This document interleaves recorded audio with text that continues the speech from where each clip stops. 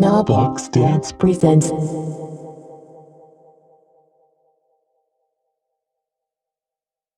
like if when I would get work done, zero balancing, or when I would have a really good class in Klein technique, I would then go to rehearsal that day or the next day, and or go to ballet class or any kind of dance place, and I would do, and whatever I wanted to do, I could just do. Like I can do a triple. I was like, I'd like to do a triple pirouette, and I would just do it. And so it was, and my theory was that it was because my mind and my, what I wanted to do was in line with what my capacities were. Does that make sense? And what my capacities were was in line. It was like body mind alignment or something like that. How do you think that happened for you?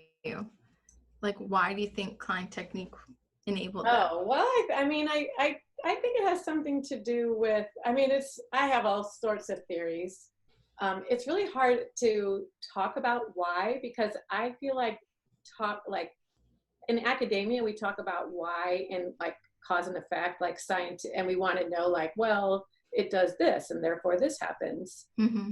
I don't really, but I have my own theory about why, and I feel like, so the main characteristic of the technique is this really slow roll down, like rolling down, standing in parallel position and rolling down from the top of your head and hinging at your hip joints with your legs pretty much straight, and breathing and really kind of softening up the fascia of the back of your body. And it's very internal. It feels like because you're rolled forward.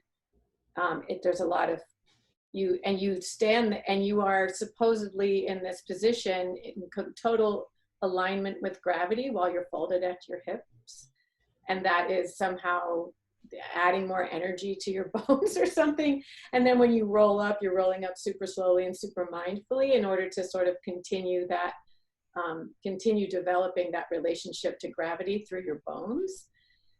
So I feel like, I don't know what it was, but I feel like something about hanging over and something about my nerves, my spinal column, my nerves, something that they hit in the hip socket, something was going on where there would be some kind of neurological reset. Because then after that, you would lie on the floor and do some sort of like Bartenia fundamentals. And those patterns just got so ingrained, those Bartenia fundamental patterns, crossing diagonals, diagonal knee drops, and then some things like sliding your legs down the wall. It was just like you reset your patterns in your nervous system, so that when I'm preparing for a class, and of course I'm coming up with like sequences of movements and structures for the class for the day, but it's like, why do you have to learn this? Like, why should you? And so that means then I have to kind of explain it in a way, like, why am I lifting my knee? Why am I doing diagonal knee drops? Well, so I ask myself that every time I go lie down when I'm preparing to teach. Why am I doing diagonal knee drops? And why am I circling my fingers on the floor? What is this doing? So that just leads me up to sharing about that verbally sometimes, but then also hopefully constructing a class where all the parts make sense in relationship to that why, whether or not I articulate it. You know what I mean? So like, right. But I also feel like, lying on the floor and doing a little bit of fundamental movement and breathing and like audible breath and just stillness and sensing your body, like feeling your feet on the floor, your different parts, lying on the floor and feeling things, getting your sensory awareness going. I think that is super important. It's not just about the why, but it's just that's super important to a kind of dancing that I enjoy and that I like seeing, where people are both doing motor movements and also sensing what they're doing. Mm-hmm. And it's super essential in improvisational dance context. Like you have to just kidding. We know that in improvisational dance, you are both like perceiving and sensing what's happening as you are taking, and that's cycling through with action too. Right. So I feel like and so improvisational, like the value of improvisation as an art form, dance improvisational practice, kind of undergirds a lot of the pedagogy and how the pedagogy gets constructed in my technique class. And I noticed that like in the last 10 or so years, there's been a lot of people talk about practice, and so instead of just like ability, like can I kick and jump and leap and turn and do all the things, and instead of like choreography, can I interpret the choreography really well? You know, what are my skills of interpretation?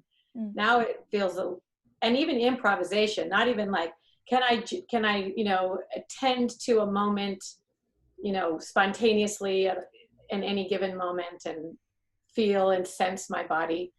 And those kinds of questions are actually more related to a practice. So then a practice is like the category of like generating dance as art. And it's like the craft of generating dance as art is designing, developing a practice. And a lot of people who do that, I think, or a lot of people who talk about that, I feel like are oriented toward meditation practices. Like they're like, oh yeah, you can just what's the word? Organize your attention in different ways. And then moving will arise, will emerge. And then you put a time frame on that, and that's your piece. There's also another paradigm that I've worked with in improvisation, like jam contexts. You know, like for a while, like Nancy Stark Smith made the underscore, and everybody has like their improv thing. So I started to wonder about that when I would jam, like in the context of one of our jams where you just have open dancing for a while. I would, over time, wonder like, how did that happen? Like, how did we get there? And so I started to study what I was doing, and I can't remember super specifically, but there are things like, you know, starting on the floor and getting your senses, and then finding patterns and repeating patterns, and then a stage of like, and I call it this like what's the technique? I was like the technique, like where, like the falling, like where am I falling? I'm falling this way. I'm falling, like become cognitively aware of what you're doing and how you're doing it, like as a stage of getting into a dance space. Because that, like, you know, sometimes we forget, like we think that is technique. Like, what am I doing? Like that's technique, but that's actually just one part of the process of getting into a state of dancing. You know what I mean? And that's whether the state of dancing is like performing the phrase twice on each side to the whole song, you know, or the state of dancing is like, you know, free form improvisation, whatever, doesn't matter. But you kind of, I do feel like that, and I think it's like there's multiple variations on what gets you there. You know, it could be, because anyway, after the, you know, for me, after the what's the technique phase is the like saying, fuck it, this is just all so stupid. Nothing I'm doing is like, you know, this is just a total failure. I feel like I have to go through that phase. And then then that goes away. And then it's something transforms. Thanks for taking your time to tune into Dance Behind the Screen, a bi-monthly interview series where we go behind the screen to question process, product, and social media. Be sure to follow us on social media at KNOW Box Dance. See you next time, and don't forget to say no to the box.